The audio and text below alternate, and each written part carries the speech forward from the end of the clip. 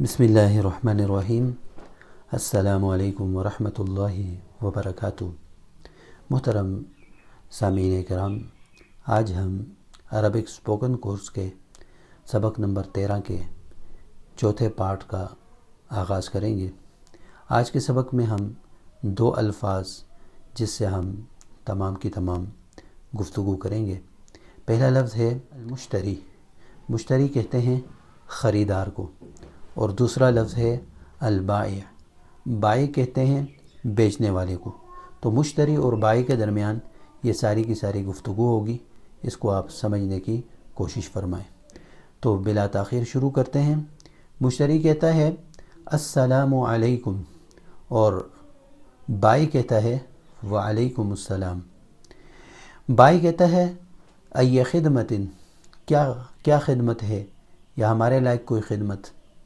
تو مشتری کہتا ہے اريد بعض الآثاث، اريد بعض الآثاث، کہ میں کچھ سامان چاہتا ہوں، مجھے کچھ سامان چاہیے۔ اس پر مشتری کہتا ہے ماذا تريد لغرفة النوم، ماذا تريد لغرفة النوم، کہ آپ کو بیڈ روم کے لیے کیا چاہیے۔ تو مشتری کہتا ہے اريد سريرا وستارة، اريد سريرا وستارة، مجھے ایک بیڈ چاہیے اور ایک پردہ چاہیے۔ اس کے بعد بائع پوچھتا ہے وماذا تريد لغرفة الجلوس، آپ کو بیٹھک کے لیے یا آپ کو ڈرائنگ روم کے لیے کیا چاہیے، یعنی جہاں پہ سب اکٹھے بیٹھتے ہیں۔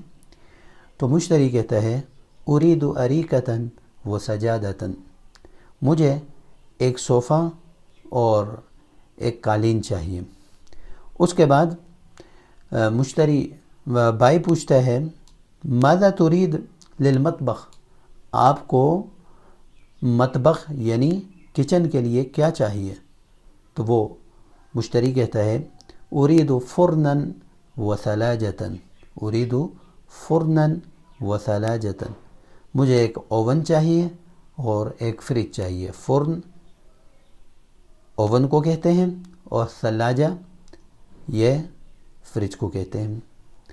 آگے بائع پوچھتا ہے وماذا تريد للحمام، آپ کو حمام کے لیے کیا چاہیے، آپ کو غسل خانے کے لیے کیا چاہیے۔ حمام غسل خانے کو تريد چاہیے، ماذا کیا، تو آپ کو حمام کے لیے یعنی غسل خانے کے لیے کیا چاہیے۔